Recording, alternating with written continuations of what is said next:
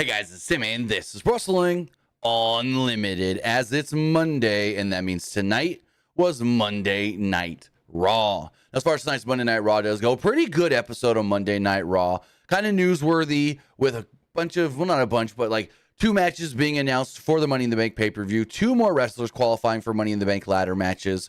We also got some follow-up with the Wyatt 6. I don't know what's going on with Pat McAfee, so we're just going to say that right off the top.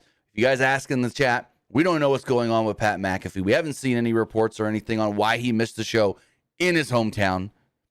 And we got new tag team champions at the end of the night as well. So a lot of things going on. A good episode of Raw. Very easy episode to watch. A fun episode.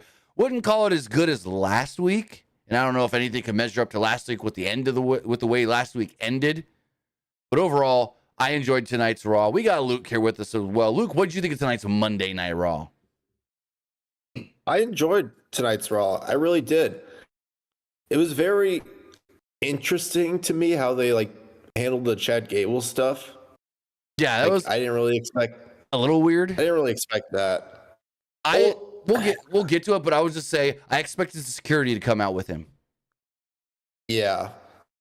But other than that, I thought it was a pretty decent Raw. I mean, they announced some stuff for Money in the Bank. I mean, they announced a pretty good amount of stuff for the Money in the Bank, in my opinion. Was it just the 2 matches, or did I miss something? Because I know we got Lyra in the women's ladder, Chad Gable in the men's ladder. We got the IC title match and the 6-man tag. Was there anything else maybe that I missed?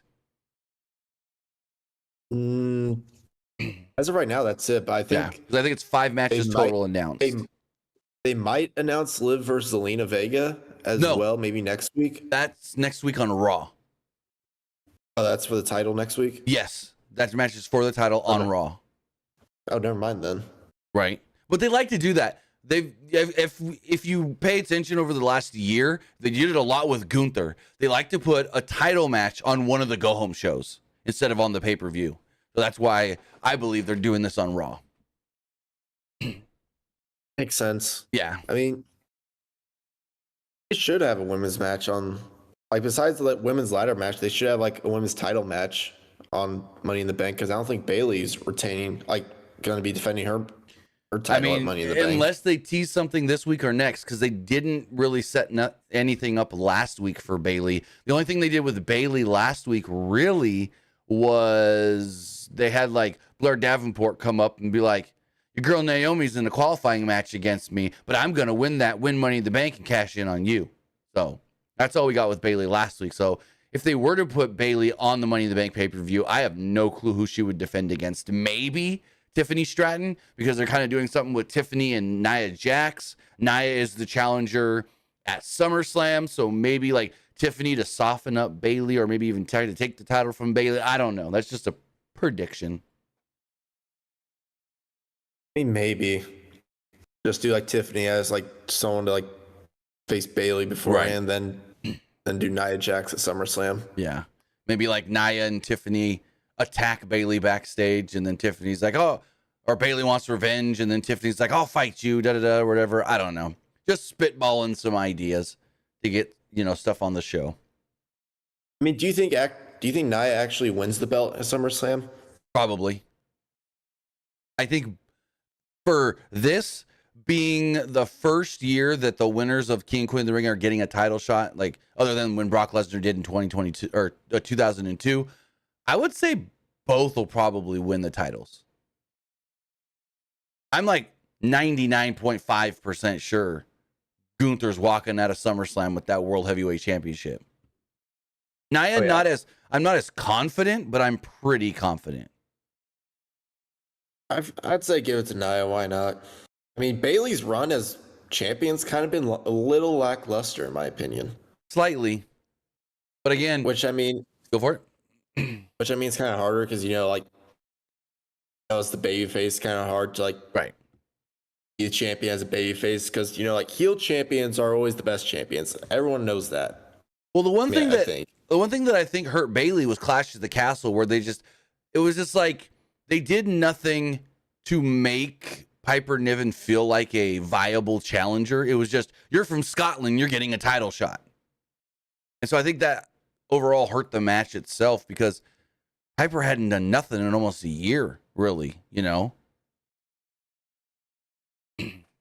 So, I mean, I guess. yeah. But we'll see how it all does go. We got Raw to talk about here. Before we get into all that, I want to say thank you for joining us here. Excuse me. Twitch.tv/PW Unlimited, YouTube.com/Pro Wrestling Unlimited, and podcast services all around the globe like Stitcher, Spotify, Google Pod, Apple Pod, Anchor, iHeartRadio, and so much more. Remember, if you are watching live on Twitch, you can help us out a couple of different ways. You can either help us out by hitting that donate button down below or by donating Twitch bits in the live chat.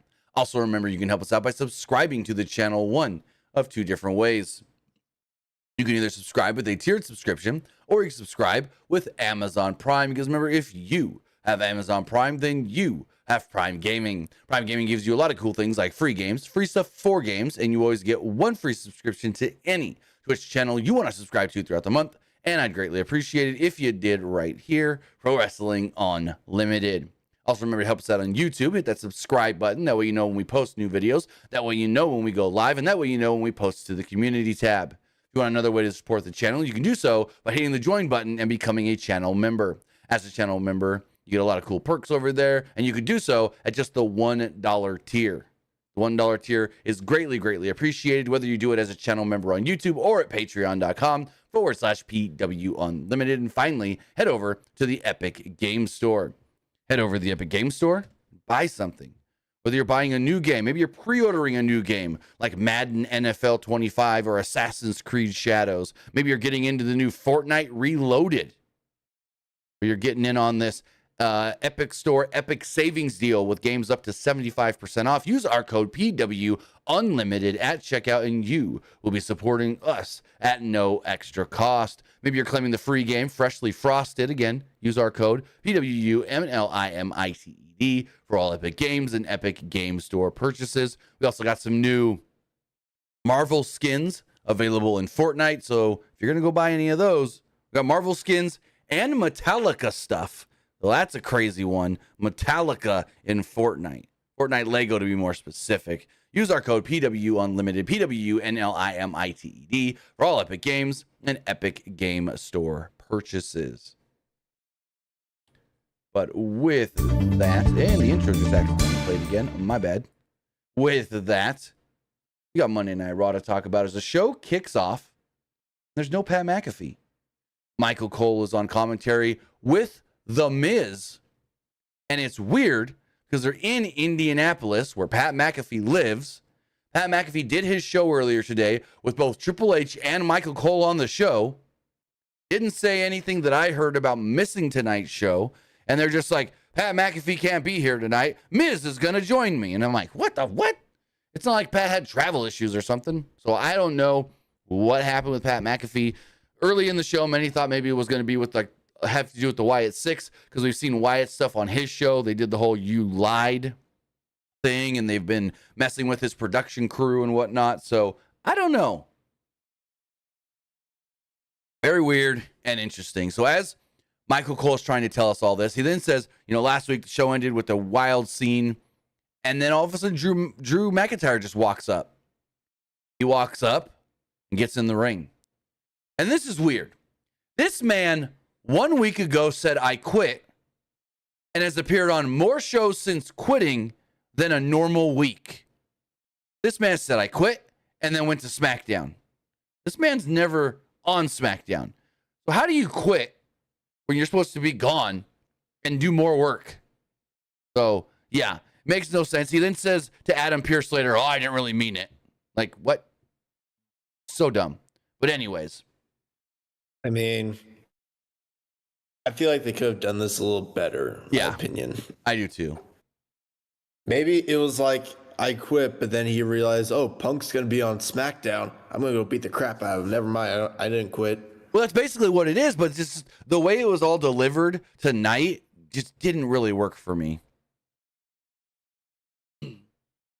So McIntyre's in the ring, and he talked about assaulting CM Punk last week. Well, actually, they showed a preview of it. McIntyre then explained his assault. He then had a bracelet that a fan had once given to CM Punk. It had Chicago colors on it. It also had the name of his dog and his wife. And then McIntyre was basically like, I'm going to get Money in the Bank. I'm going to win Money in the Bank. I'm going to cash in Money in the Bank. And there's nothing CM Punk can do about it but watch from home. And that was it. Other than the one brief little thing we get later with him and Adam Pearce, that's all we got. Not much Drew McIntyre, but Drew saying I want to be in Money in the Bank. And then later thinking he could just get added and not have to qualify. So that's kind of weird too. Any thoughts on this? I don't think so, no. So then they show us earlier today, Chad Gable, he's alive. Triple H told us that as well. Chad Gable's alive. Chad Gable is at Raw. So Chad Gable shows up and he's got a bunch of security around him. Cameras are in his face. He's like, no, get away, get away, get away. And security escorts him into his own private locker room. This then leads us to Ludwig Kaiser versus Braun Breaker. And actually, can I talk about the Chad Gable thing real quick? Yeah, go for it. So, here's what I think about the whole Chad Gable thing. I didn't really like the idea of like bringing him back to Raw like this soon, right? Like him acting all fine now, because to me it just feels weird that he got like basically jumped by the Wyatt Six, and they made it seem like the Wyatt Six basically like murdered everybody else in that room when they first appeared. I mean, am I wrong? No, you're not. Like, I just think it's kind of awkward just to just bring him back totally fine. Yeah. Just like that. It was very weird because, and what made it even worse was that on Thursday, they told us, oh, Chad Gable can't compete next week. Ilya Dragunov is going to be in the three-way. And then the next day, they're like, never mind, Chad Gable's good to go.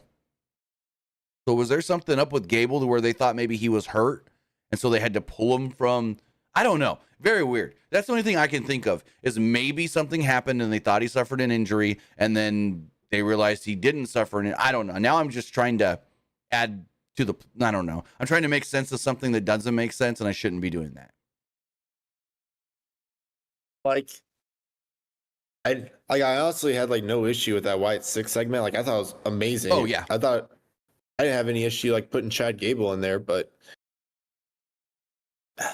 wait, hold on. Did you see there's someone pointed out a Chad Gable tease in one of those QR codes? There was. Did you ever see that? Yes.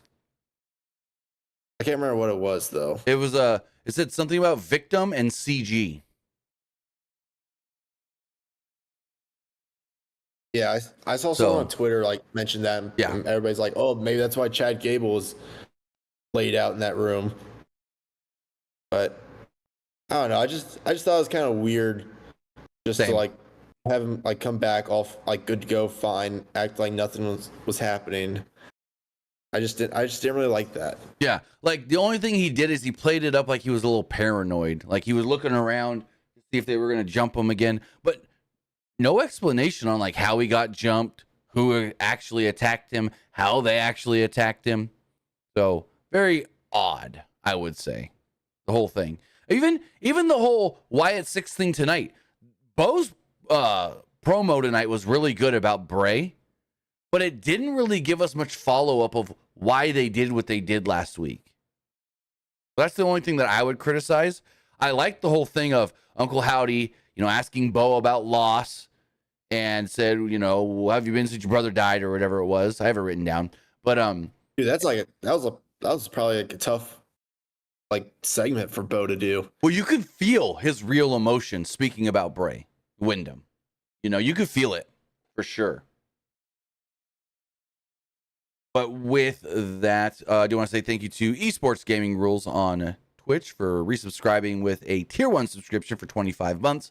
He says, it looks like Io and Kairi Sane are going to get a WWE Women's Tag Team Championship shot soon, hopefully at the WWE Japan 2024 tour. And Asuka is smiling at the Oilers, and the Oilers lost their comeback shot in the Stanley Cup. In all places, the anniversary of Benoit tragedy because that Edmonton connection. Okay, first off, don't bring up Benoit. Benoit has nothing to do with the Edmonton Oilers, so don't even try to connect all that together. That's some dumb shit. But yes, the Florida Panthers are your Stanley Cup champions this year. And I don't know about Io and Kairi getting a tag title. If they get a tag title shot just on the random Japan house house shows, they ain't gonna win. You ain't gonna do a title change there. Maybe, but probably not. So I don't know about that. And then you saying Asuka's smiling. Okay, cool, whatever. Asuka's rehabbing that knee surgery. But again, thank you for the tier 1 subscription. As far as this matches go, Ludwig Kaiser versus Braun Breaker. A little disappointed it ended in a DQ. But what we got was really, really good. Like, these two worked very well together. And unfortunately, according to WrestleVotes, and I'm going to read their tweet here verbatim. WrestleVotes did send out a tweet this evening stating, unfortunately, I'm hearing Ludwig Kaiser suffered an injury tonight on Raw during his match with Braun Breaker. We don't have any other details at this time on the injury, or I should say possible injury, because we don't know for sure. But I'll get to when I saw something that maybe I think could be potentially the injury. So a cocky Breaker taunted Kaiser at the bell, who pie-faced him right away. Using brute force, Breaker laid Kaiser down flat onto the mat. Kaiser then played dirty and strategic, employing some force to Breaker. And, I was expecting Breaker to be a little more dominant here, but they did a lot of good, like, 50-50 back and forth with these two. And it shows you that, Ludwig Kaiser is not somebody that they just don't care about and it's all Braun Breaker, Braun Breaker. No, there's high hopes for this Ludwig Kaiser if they gave him this much offense against Braun Breaker. Despite Kaiser's cheap tactics, though, the power of Breaker was a little too much for him. From the apron, Breaker soared with a flying lariat to send Kaiser toppling over the commentary table. After a commercial break, the action followed by Kaiser standing tall over a recovering Braun Breaker in the ring. Breaker, who was faster, stronger, and more agile, withstood lariats, successfully chasing Kaiser, leapt up to the top rope. He literally walked up the ropes and hit a crazy-looking Frankensteiner. It was then survival of the German suplexes. After luring Breaker in to crashing on the steel steps, Kaiser looked to do his little run around the ring thing where he basically drop kicks you into the steel steps, and that is when Sheamus would appear and give Ludwig Kaiser a big brogue kick in front of the announce table. And this is when I realized something could have been, well, not in the moment. So after the WrestleVotes tweet, I went back and kind of scrubbed through the match for a second, and I noticed that Kaiser took a weird bump here off the brogue kick. He tried to do a spin kind of thing, like the brogue kick spun him around, and when he landed, he immediately grabbed his ribs. When Sheamus picked him up and tried to pick him up for the powerbomb, you notice Sheamus couldn't get him up the first time because Kaiser was focused on holding his ribs and dead weighted just a little bit. Then Sheamus forced him up a second time. Well, I don't know if this is the case, but it could be a rib injury for Ludwig Kaiser. So afterwards, Sheamus got Ludwig up for a powerbomb, like he was going to powerbomb him through the announce table. Sheamus then took a spear from Braun Breaker, very reminiscent of WrestleMania 31 when Brock had Seth on his shoulders for the F5 and then Roman speared Brock. And that's how the match and segment and all that ended. What did you think of all this? What did you think of the Sheamus interaction afterwards and the potential injury to Kaiser? Maybe the rib injury? I don't know. It was kind of a shame that the match ended in a DQ because I thought this was a pretty good match. Oh yeah. But I don't know. I feel like this match and the match last week with Braun Breaker, I don't really like how both those ended in a DQ. Yeah, but they did play that up to get Braun his IC title match later against Sami, where he's like, hey, I'm doing what you're telling me to do, to go out there and prove myself, and people keep getting involved in my stuff. What are you going to do about it? So in that aspect, I thought that was nice of them being like, hey, Braun's doing what he's told now. Go prove yourself in the ring. But he can't when people keep getting involved. I mean, I think Braun should beat Sami. Yeah, same here. 100%. I mean, Sami already had a decent run. He doesn't need to hold the belt for that long. I'd say give it to Braun. Have Braun go on a monster run as champion. That's what I would do.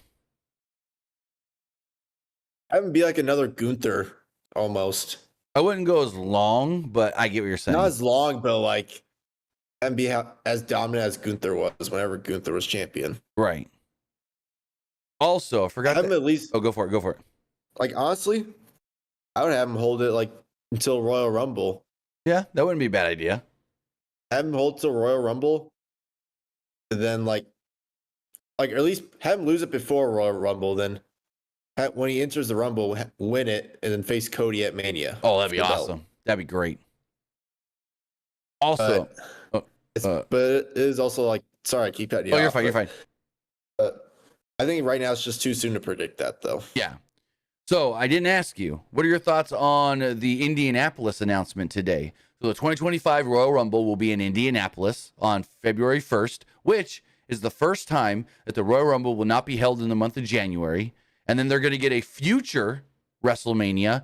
And they basically confirmed tonight that SummerSlam going forward, except for this year, but after this year, is going to be a 2-night event. What do you think on all of that? This is going to be, whenever we get that Indianapolis Mania, it'll be the first WrestleMania in Indianapolis since WrestleMania 8 in 1992. Honestly, that announcement confused me at first because I thought because to me they made it sound like we're getting all of those events in Indianapolis in 1 year. Yeah, I could see the confusion there. I was like, huh?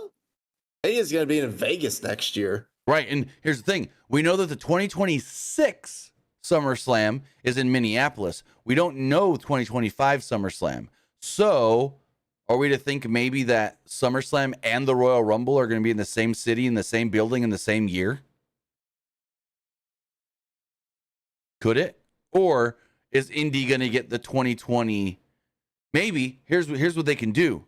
One event a year. So, 2025, they get Royal Rumble. 2026, they get WrestleMania, and then maybe 2027, they get SummerSlam.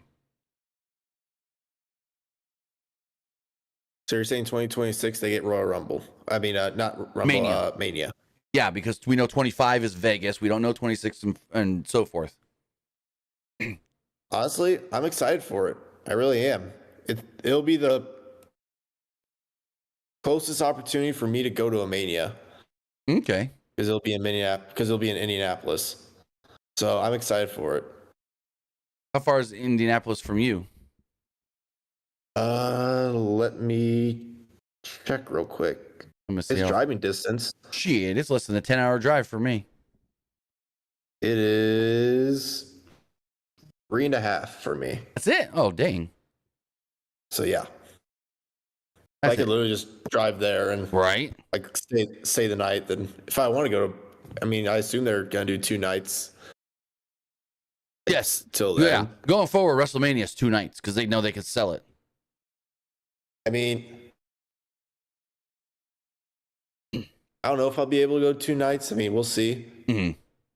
So a little too far ahead. I'll definitely be graduated of college by then. Yeah, like I said, we don't know the year. But I'm just predicting because we already know 2025, so maybe 2026. Yeah. So I mean, I wonder how the sales would be though in Indianapolis. I think it's well. It's not. Because I know it's not like a. I mean, it's not like a Vegas or a New York or anything. I think it'd do good because the thing about Indianapolis is that Indianapolis is like a hub city kind of where it's like a central like a hub city to where many different states people from different states can drive and get there pretty easily and quickly. Like you were saying, you're only 3.5 hours away. Like that's the cool thing about Indianapolis. There's a lot of like a lot around it where people can get to it pretty easily and quickly. So we may see this as like a WrestleMania where not as many people would have to fly in. Especially if you're already on, you're in like the Midwest to the East Coast. That's the cool thing is it's centrally located kind of. But with that, as far as Raw does go, Judgment Day, playing video games. We got Carlito, JD McDonough, Finn Balor, and Dominic Mysterio. Playing some WWE 2K. Priest asked where all this came from. And they're like, oh, gifts from Liv Morgan. And he gets all mad. Mysterio then showed Priest a message sent by Morgan. And then everybody else looked at it, and you want to think that it's maybe a nudie photo or something like that. And Carlito was like, oh, yeah, that's cool. And Priest looks at him and was like, no. And that was the second week in a row now where they do something with the Liv thing, and Carlito's like, oh, that's cool. And then Damien's got to look at him and go, no, it ain't. He goes, oh, never mind, not cool. So I thought that was funny. But, yeah. Priest basically told Dom, you need to take care of this Liv stuff like tonight because Rhea ain't going to be happy about it. They're really teasing that Rhea could be back soon. Where they're like, Rhea might not be happy about this. Like that they feel like in storyline, Rhea could be back at any time. And I know there was a report today from Fightful that stated that WWE was hopeful to have Rhea Ripley back before SummerSlam, even if it was in a non-wrestling role. Like if she doesn't get cleared, they would still like her to be back on television potentially by SummerSlam or before SummerSlam. So, I mean, if that's the case, we might get Rhea versus Liv at SummerSlam then. I could see it if Rhea can get cleared, but we just don't know the recovery time right now. Also, speaking of SummerSlam, Kid Vicious in the Twitch chat said, do you think SummerSlam will be 2 nights permanently like WrestleMania starting in 2026? I do believe so. I do. Actually, could be starting in 2025. If next year's SummerSlam is in Indianapolis, and we do get SummerSlam and Royal Rumble in the same year at the same place, maybe. Or even if it's not in Indianapolis. I just think this year is already announced for 1 night. I think next year could be the start of 2-night SummerSlams. Because they know they could sell it. It's working with Mania, no problem. I mean, they can, but it's like, you really need another show like 2 nights, though. Like, that's the thing. What if they also do Royal Rumble 2 nights, where you got one Rumble main eventing one night, and men's Rumble main events one night, women's Rumble main events the other night? No, you don't need that. Hey, if they think they can sell it, they'll try it at least once. I wouldn't. No, don't make it too much. Right. Like Royal Rumble. I feel like 2 nights of Royal Rumble, I don't think it'd sell as much, though, in my opinion. Maybe.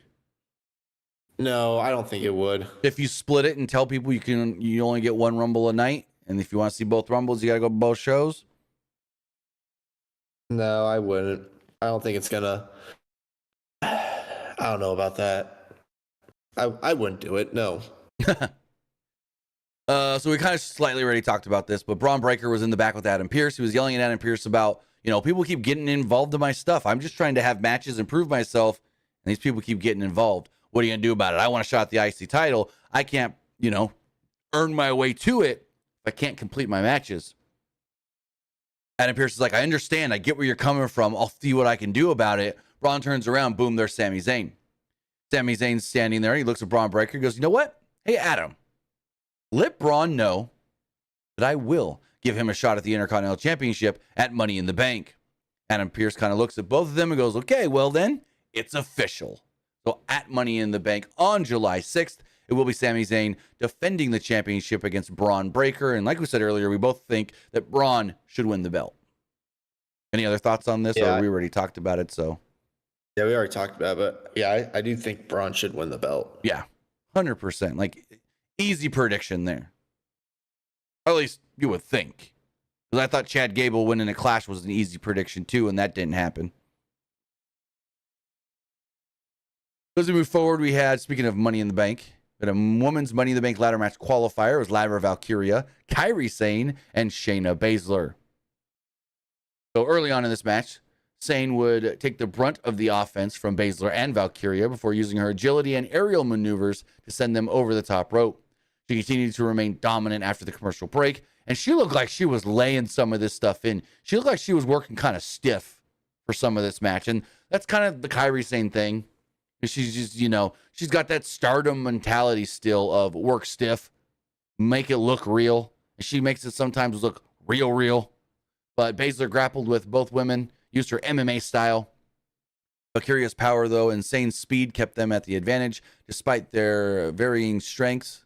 All three women gave it their all, showing to, be evenly matched throughout this match. And I thought that no one woman looked like dominant over the others. So I thought that was really good too. They all looked strong. Zayn inadvertently at one time saved Valkyria from Baszler with an insane elbow, to which Valkyria returned the favor by hitting the Nightwing and pinning Zayn, I don't know why I said Saber, pinning Zayn to pick up the victory and qualifying for the Money in the Bank ladder match. So now it is, I'm trying to think of all the women. So it's Chelsea Green, Lyra Valkyria, and Io Sky so far qualified for the women's ladder match at Money in the Bank. What do you think of this match and the three women so far qualified? I thought it was a fun match, and as far as the three women qualified, I mean, like Chelsea Green in the match, like I'm all for it. Chelsea better win. I want Chelsea winning that briefcase. The only way I see Chelsea winning is if it's a failed cash-in. Do you know how much? Okay. Well, here's the thing. Here's the thing. How much funny that no woman has ever failed yet, so why not? Yeah, it would be funny if Chelsea did, because she like I want to speak to your manager to get my briefcase back, and then right. Nick Gall's can be like, sorry, it doesn't work that way. That'd be funny. Like that would be great. Like if we're gonna have a failed cash in, have it be Chelsea. Yes. Oh, 100%. Also, super chat here from Falcon Fighter. He says, who else should be in the Money in the Bank match?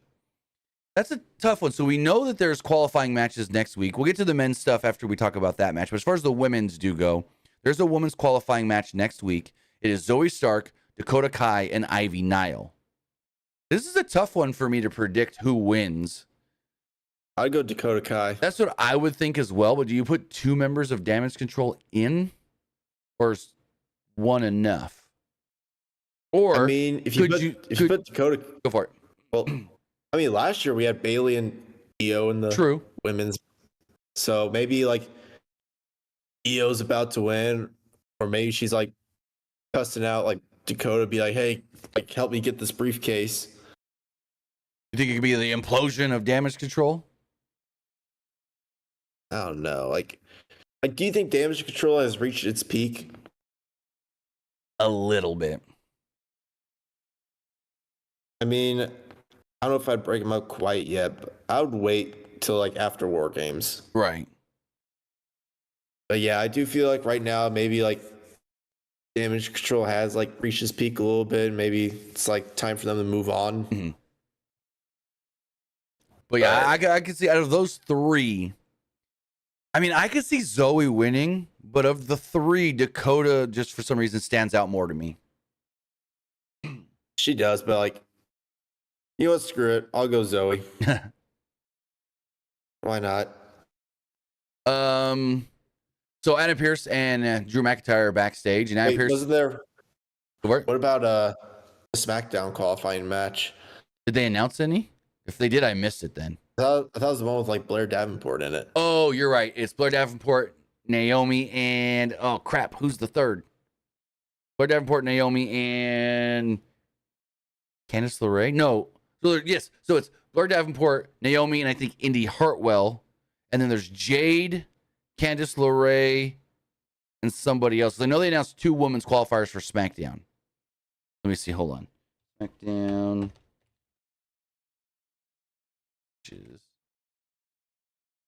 Here we go. Is Jade Cargill, Tiffany Stratton, and Candice LeRae. The other one is Naomi, Blair Davenport, and Indy Hartwell. So I think that wraps it up because there's 3 and 3. So yes. So we're going to get Dakota, Jade, Tiffany, or Candice. I would say Tiffany. Unless you do Tiffany versus Bailey at Money in the Bank. I don't know. I kind of want to see Tiffany in the ladder match, though. I do too, but it would also suck not to see like Jade in it, though. I kind of wouldn't want. You want Jade in the ladder match? I don't. I mean, I don't either, but it's like she was the first round. Here's what you do. Here's what you do for SmackDown. Okay, Jade doesn't win. Tiffany, maybe Jade hits the Jaded on Candice. Tiffany then throws Jade out of the ring and pins Candice. So Jade still looks fine. And then Jade and Bianca can go for the tag titles. They haven't got their rematch. And then the other one, Naomi, Blair Davenport, and Indy Hartwell. They haven't done anything with Blair Davenport yet. But I know in the past, Naomi's looked good in ladder matches. And they do kind of need a veteran in this ladder match. They do. I'm going Naomi. Chelsea Green, she's competed in plenty of ladder matches on the True. Indies. She did one in TNA that I can remember. It was she in like an Ultimate? No. She may have been in an Ultimate X. But I remember her and there was a big spot in a ladder match one time with her and Jordan Grace. Let me see. I think that was the match that Jordan Grace won her first ever Knockouts title. It may have been. Let me see. Jordan Grace ladder. Let me see. Yes, it was in the first ever Queen of the Mountain match. I remember it was a multi-person ladder match. It was a Queen of the Mountain match. And because there was a spot where they all tumbled out from in the ring off the ladders and crashed through a bunch of tables and stuff.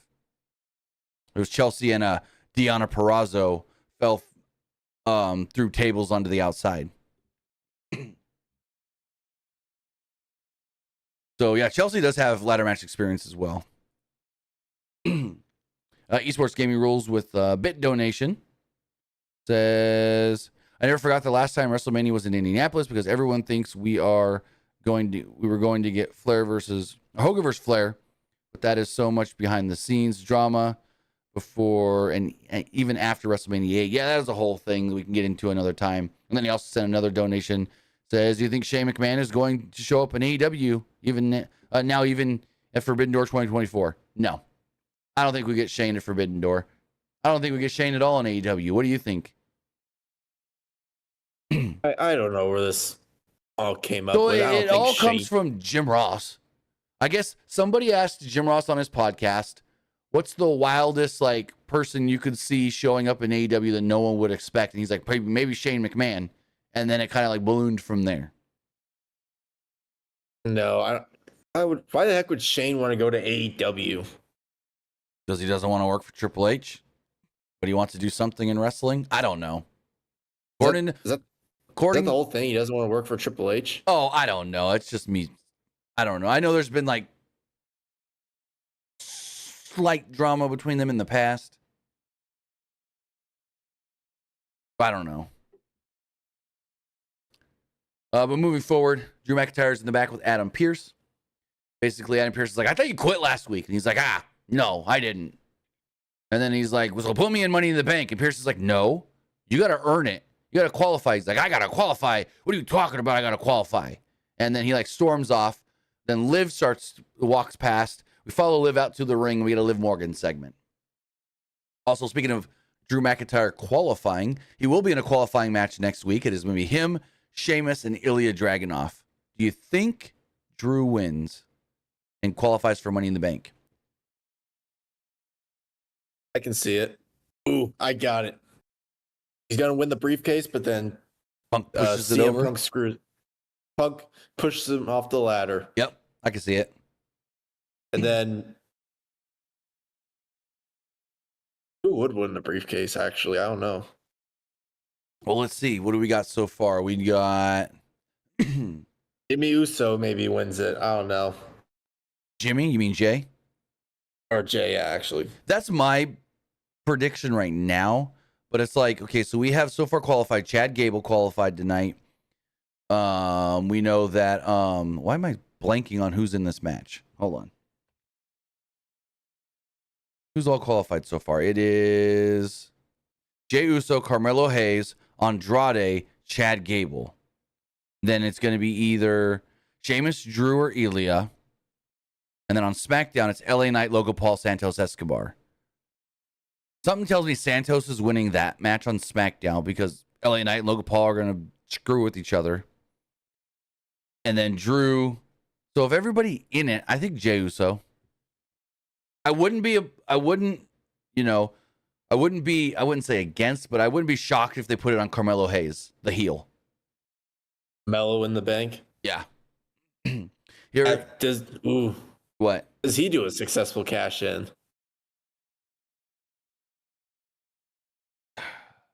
I see him cashing it in on like the U.S. title, like Austin Theory did.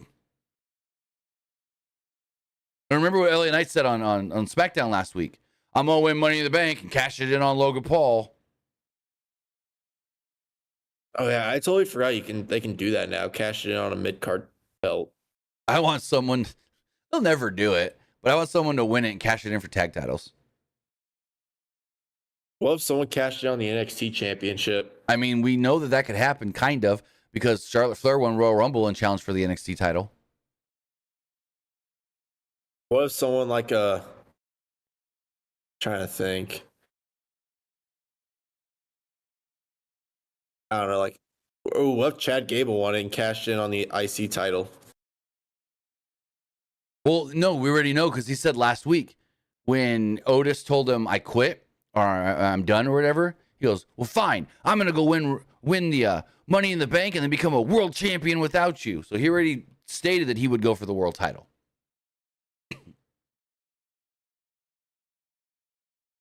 So Liv Morgan's in the ring. She teased, wanting Dominic out there. She's like, "Dom, come out here." And she says she wants to address Daddy Dom by giving him what Rhea Ripley wouldn't. She didn't get Mysterio. However, Zelina Vega would come out instead and challenge for the Women's World Championship. Mysterio then finally entered towards a chorus of boos, and there was a chance of sloppy seconds. Mysterio then attempted to appeal to Vega, who angrily refused. Morgan then attacked Vega. Rey Mysterio got involved to save Vega. Dominic then pushed him down and left in frustration. So, yeah, just kind of a weird, what the heck was this segment? I don't really know much more of what to say. Any thoughts? This is weird. It felt like a last minute kind of thing. It really did. Like, I thought this was, I don't know, the whole Liv and Dominic stuff, I'm just not a big fan of it. Me neither. Like it would be more interesting if Rhea was involved, but now that Rhea's not involved, it's just really weird. Now, here's my question. Do you think this is all going to lead to Liv has actually been working with Finn and trying to make it look like Liv wants Dom when she really wants Finn just to throw everybody off? Because remember we saw later, she walked out of the clubhouse and Finn was the only other person in there. I think. Huh. What if it's going to lead to like Finn and JD aligned with Liv, Damian and Dominic aligned with Rhea, and then we get like a big mixed 6-man tag. Where's Carlito sitting all of this though? Maybe Carlito's kind of like, you know what? I'm out. I don't want to be involved. Yeah, too much drama for me. Like I can see that because right. I guess the whole reason why Carlito aligned with them was to get away from the LWO. Maybe it's like, you know what? I didn't ask for this. I'm out. Yeah, that'd be funny. Actually, that'd be really funny. It'd be funny if Carlito did it. Mm-hmm. Then maybe for Carlito, what if after that, what if you get Carlito out of Judgment Day and have him do like a small run in NXT? That'd be cool. Oh, we have him go after the North American title. Yeah. Ooh, Carlito and Oba Femi. Actually, I don't know about that one. Now that I think about it, maybe not. Carlito versus Trick Williams. That wouldn't be a bad match. I wouldn't be against that one. So we get more Liv Morgan after the commercial. Morgan hugged Mysterio backstage before convincing R-Truth to get a tag title shot to the Judgment Day. He called her Carmella, got all confused. He said he loves love, and yeah. Miz got all mad and goes, I guess I gotta go. This then led to another qualifying match for the men's Money in the Bank ladder match. It was Chad Gable, Braun Strowman, and Bronson Reed. So Gable made his way out to the ring, all kinds of scared and confused. He said that he is here, ready to win. He's like, everyone thought that I was down and out after last week's attack, but I'm here. All of a sudden, his video started glitching, like the video boards and the Titantron and everything started glitching. He noticed it, got a little scared, and then they just had a match. Literally just had a match. Like nothing, like Chad Gable was perfectly fine. As far as the match itself, the bell rang and Gable unsuccessfully slapped the chest of Reed and Strowman before they tossed him aside. Gable eventually caused Strowman to tumble out of the ring, but couldn't handle Reed. He followed this up after the commercial break. Strowman returned to the action, handing Reed and Gable kind of easily, just beating them both down. His dominance continued until Judgment Day would kind of beat him up on the ramp. With no one else in his way, Gable all of a sudden just out of nowhere hit a moonsault on Reed and pinned him. Did we even see how he got Bronson Reed down before hitting the moonsault? Like they were up there filming the attack on Braun Strowman, and all of a sudden it's like, oh crap, the finish. And so, yeah, Chad Gable qualifies for Money in the Bank. Any thoughts? I mean, I'm not opposed to Chad being in the Money in the Bank match. No, me neither. But again, I just think it's really weird that you have Chad completely fine after being attacked by the Wyatt Six. Mm-hmm. Because what now? Are they gonna are the Wyatt Six gonna like screw Chad over in Money in the Bank? Oh, I don't know. And I mean, there was no real mention of any of it tonight. Like I said, they said, oh, Chad Gable was attacked by the Wyatt Six last week, but then there was no follow-up to why or how he's doing or this or that. He was fine. So awkward, very awkward. So then Chad Gable's in the ring. Go for it. Do you think Chad's gonna be the first like rival with the Wyatt Six? No. I mean, maybe. He's got the Creeds now, as we saw later. I don't know. Probably not. I wouldn't. I know who I think it should be. Who? Jey Uso. I can see that. You stole the Fireflies. But Jay did say, I'm giving them back. I don't want them anymore. Or maybe they're like, oh, it's too late for that. You already stole them. Right. So post-match, Chad, go for it. Like who else would be the first rival? I don't know, because tonight's what we got from them was very weird. Well, not weird, but it was it felt like, so we get the Wyatt Six last week. They massacre all these people backstage, and I feel like there was almost no follow-up to that angle. They just moved forward to doing something different already. So that's why I'm like, I have no clue, because they're already doing different things from what they did last week. Maybe last week was just to be their introduction. Right. But now it's maybe now it's going to show who we are or something.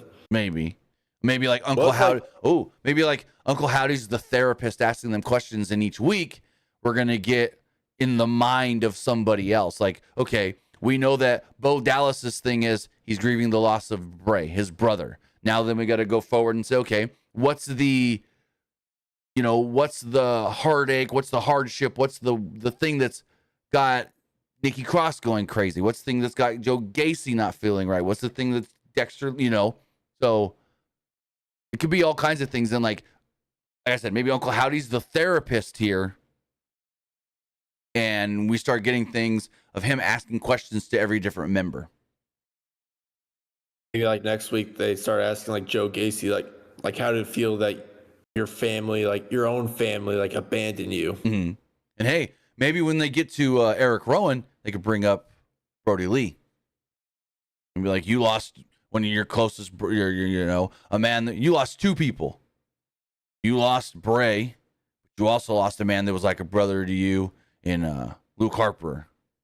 If they call him Luke Harper, maybe they'll say Brody Lee. I don't know.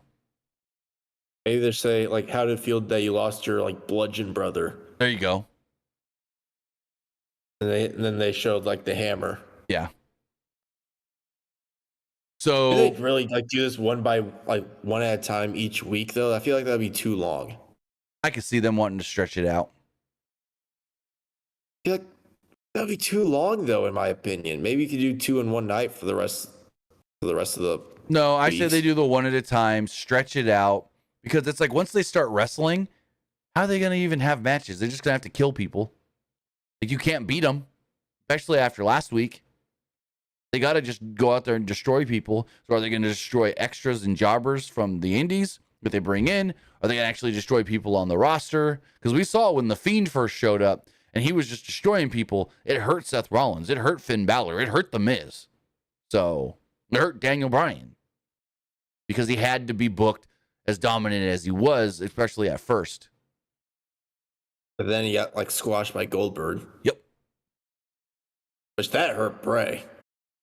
I don't know why they did that. I still don't get that to this day. Vince call. Vince thought that Goldberg and Roman was the bigger match at WrestleMania. And then Roman ended up saying, I'm not doing Mania because of COVID. So I thought Bray versus Roman at Mania would have been bigger. I did too, but Vince has always saw Goldberg as, the nostalgia draw, the big nostalgia draw. Because when you look at the ratings, that's what Goldberg was. Goldberg did good ratings. Yeah, but he was old, though. Like, he was past his prime. Hey, Goldberg only needs to do about 4 moves, and he's Goldberg. If he can do those 4 moves and make them look impactful, he's good to go. I don't know. So after this match... I honestly think right now fans are kind of tired of Goldberg. Oh, yeah, I think Goldberg's done. Because they used him, like... When they first brought him back, they used him, like, way too much. Sort of. And it got to a point where fans were just tired of him. Yeah. At first, I mean, like in 2016, when they did this stuff with Goldberg and Brock Lesnar, people were like, all right, Goldberg's back, cool. Because he was being booked like Goldberg. Quick, short matches, and he wasn't there all the time. Right, but then fans just got so tired of him. Right. So post-match, Chad Gable was celebrating his win when the lights started to go out. Fog surrounded the ring. Fog started to go into the ring. And then I guess we call her Sister Abigail. I don't know. Abby the Witch. Nikki Cross, I'll just say. Crawls into the ring. Chad Gable freaks out and runs away. She then has a box that she hands to Michael Cole. Inside the box, there is a VHS tape that said, "Play me." Michael Cole says, "For you younger fans out there, you may not know what this is, but this is a VHS tape. And I'm going to send this tape to production. Maybe they can find a VHS machine to play this." And I was like, what? You said VHS machine? No, it's a VCR, god dang it. So, yeah. We get more on that later, though. I don't know. I thought it was kind of weird. It was just Nikki Cross, not like the rest of them. Yeah, all we got. So, like I said, the follow-up to me was I liked Bo's promo and segment, but it felt lackluster based off of what we got last week. So Chad Gable's in the back kind of freaking out. He bangs on a door and Otis opens the door. He's like, "Otis, I need your help. Otis, please tell me that what you said last week, you weren't serious." And Otis is like, "Is the rest of the guys in there?" And Otis is like, "Hey, Chad's here, da-da-da." And Otis tells him, "No, I meant it. You heard us, and we're done." Maxine then tells Gable, "We understand, but you really hurt Otis, and Otis he can't forgive you right now. Otis needs some time." And Chad's like, "All right." He turns around and boom, there's the Creeds and Ivy Nile. And he's just like, "I need some help." Like, "You need help?" He's like, "I need help." So basically they're like, he's done with the Alpha Academy.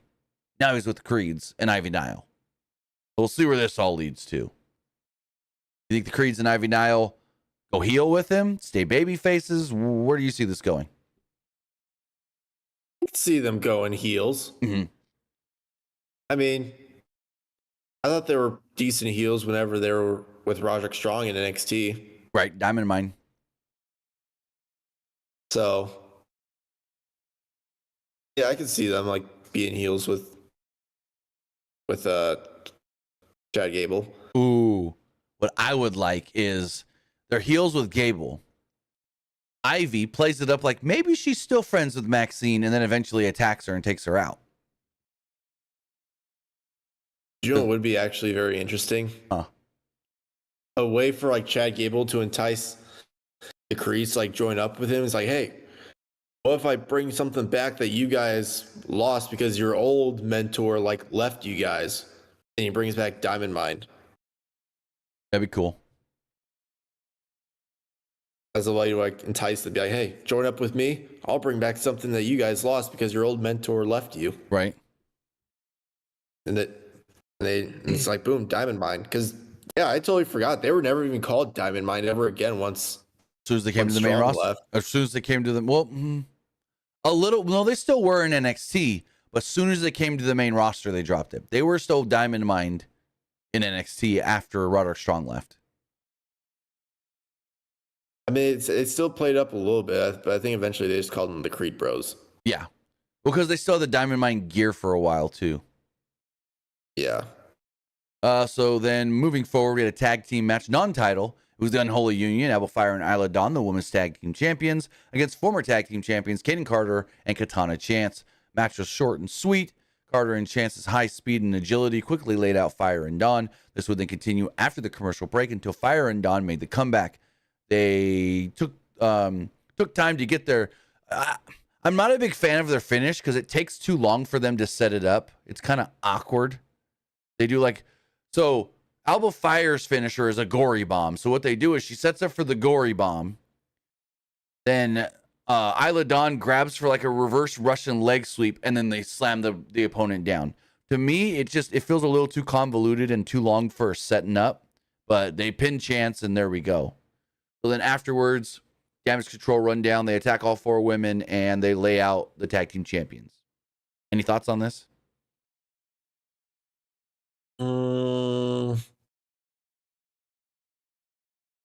Not really, no. So then we get an interesting segment. Damian Priest goes to the Judgment Day locker room, and as he goes to open the door opens, and Liv is there. Liv is leaving with a grin on her face, like, ha, ha, ha, ha. And before Priest actually fully walks in, he's like, all right, Dom, you better have ended all this with Liv. And then the camera pans, and it's not Dom in there, it's Finn Balor.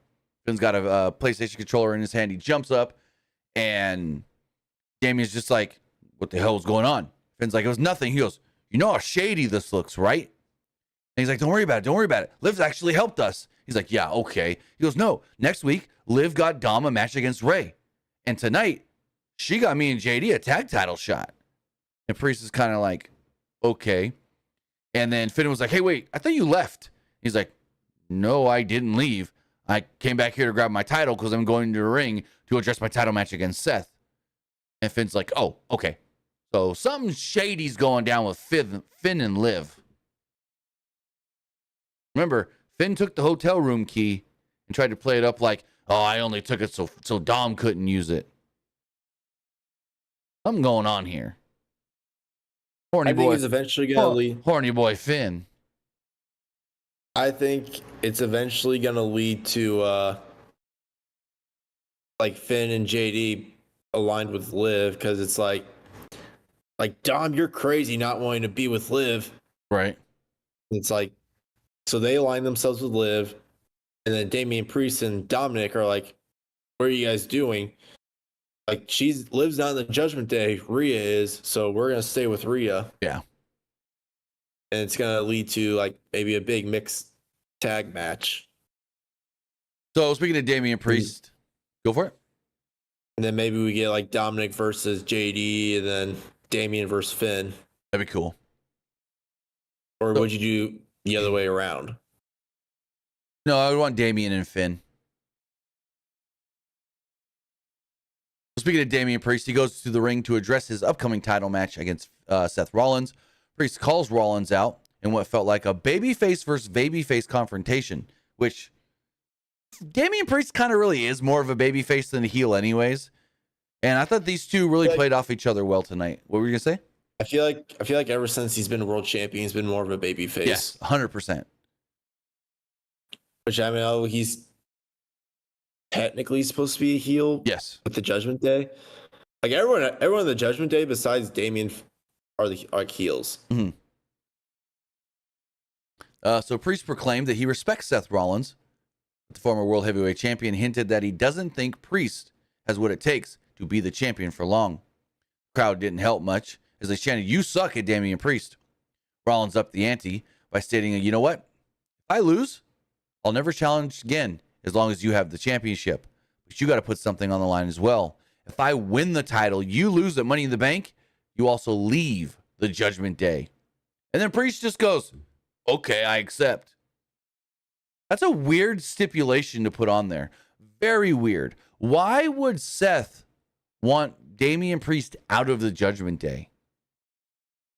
I don't get that. Maybe he just wants the Judgment Day to be over or something. I don't know. But it's like the Judgment Day haven't really screwed with him that much. No, not really. Maybe it's just something to like spice it up a little bit. I know last maybe week. He's like, I know last week he did tell Damian, "Are you going to actually be your own person, or be a shadow of the or be a shadow of Rhea Ripley in the Judgment Day or something like that?" Is what he told Damian last week. So maybe it's more of like, "Hey, you can't do this by yourself. Maybe you need to get out of this group to learn how to do it by yourself. And if I beat you, you got to do that." I don't know. But what were you going to say? Maybe it's like, maybe he said that just as a way to like motivate Damian more. And what if, you're saying your whole thing of like Finn and JD go with Liv. What if Finn cost Damian Priest the match, basically being like, yeah, I want you kicked out of Judgment Day. I'm the new leader of Judgment Day. Me and Liv are running this thing now. I can see it. And then we get Seth versus Gunther at SummerSlam. Yeah. Speaking of Gunther makes his way out to the ring and was like, hey, you guys are going to have a good match, and I'm looking very forward to watching your match. I don't know who the better man is going to be come Money in the Bank, but just know, whoever wins, you have to face me at SummerSlam, and you are not going to be the better man against me. He then wished them both good luck and left the ring. I thought this was a very good thing to be like, hey, Gunther ain't doing nothing right now. But remember, he's just waiting for his time because he's got that world title match already at SummerSlam. So I loved the just slight reminder here of, don't forget, don't overlook, the winner has to defend against this monster. I thought this was very good for Gunther. Yes, same here. Because fans kind of forgot about him a little bit, like going into Clash of the Castle, because he never really did anything, which is understandable because, he already has a title shot. He doesn't have to do much. So then Michael Cole tells us, hey, we found a VCR. Or no, he says a VHS machine. And we're going to play that tape that came from the Wyatt 6. So in a dimly lit room, fuzzy static from the VHS, Uncle Howdy asked Bo Dallas. Well, first, we don't know who he's talking to. You think maybe he's talking to Pat McAfee. And he says, how have you been since your loss? And then we see Bo, and he said the loss of your brother, Bray Wyatt. He asked Dallas if he thought he was exploiting his brother's legacy here in WWE. Dallas echoed his sentiments on Bray Wyatt becoming immortal. The name of the documentary, Becoming Immortal. He said that he and his brother were supposed to enter the next chapter of their careers together. Howdy and Dallas then agreed that they made everyone remember Bray Wyatt after the chaotic Wyatt 6 attack last week. I didn't do this justice because I didn't really I was more like, just like watching it because I was like, man, this is really good. And then I go, oh crap, I was supposed to take notes about this. So I didn't really get notes on it because that's how good it was. It just sucked me into like, I couldn't stop paying attention enough to write notes. But what did you think of this? I thought it was really good. So what does this mean now? Is Bray and is Bo and Uncle Howdy supposed to be like two different people now?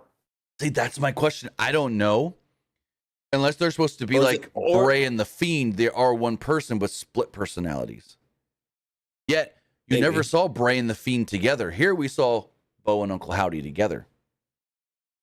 I mean, well, remember when Bray returned to WWE and they did the whole like the Firefly Funhouse? Oh, speaking of that, guess where they did the whole like interview thing? It was in the Firefly Funhouse. Was it?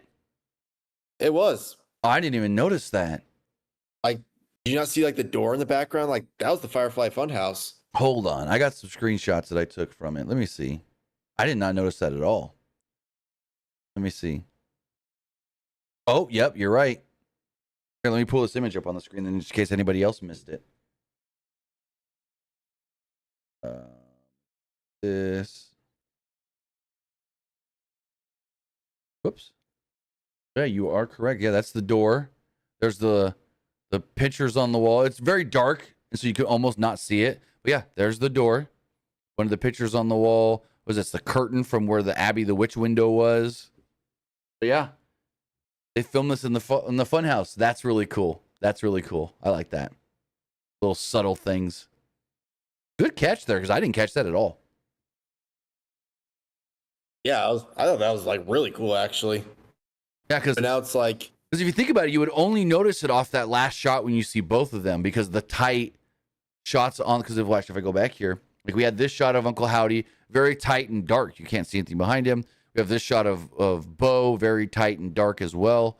And so you really only notice it off the ending shot. so yeah, now it's like,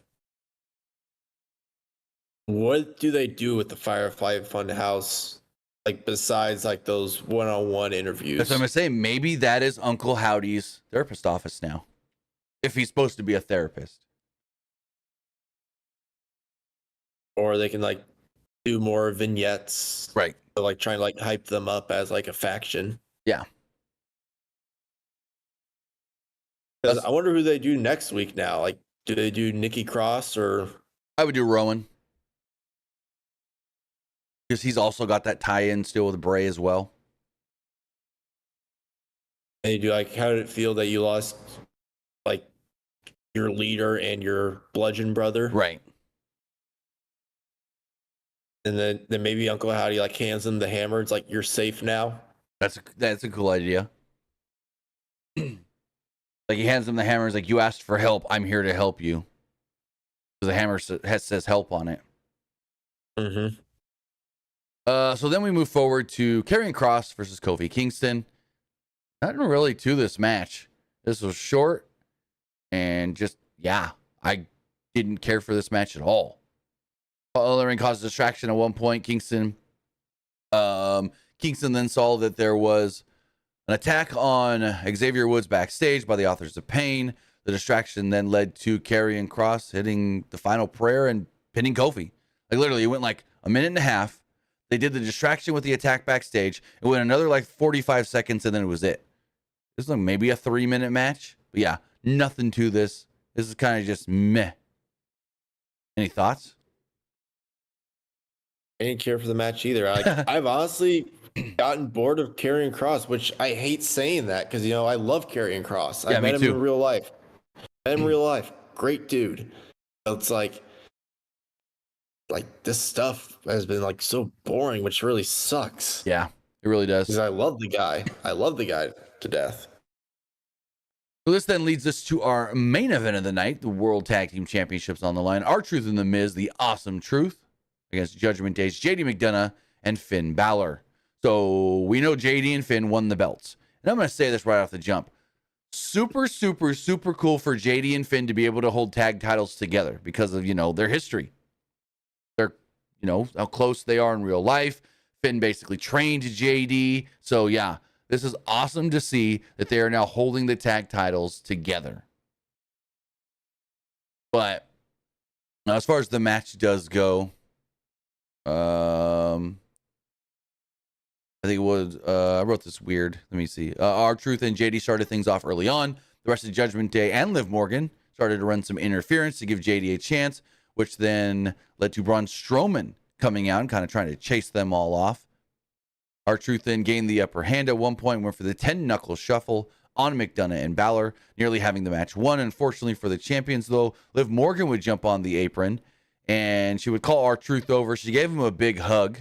She then got like this demonic look on her face. She looks over at Finn. She then goozles R-Truth's neck on the top rope. R-Truth's kind of all wobbly, gets the Wahoo drop kick into the corner. Finn hits him with the coup de grace. 1, 2, 3, boom.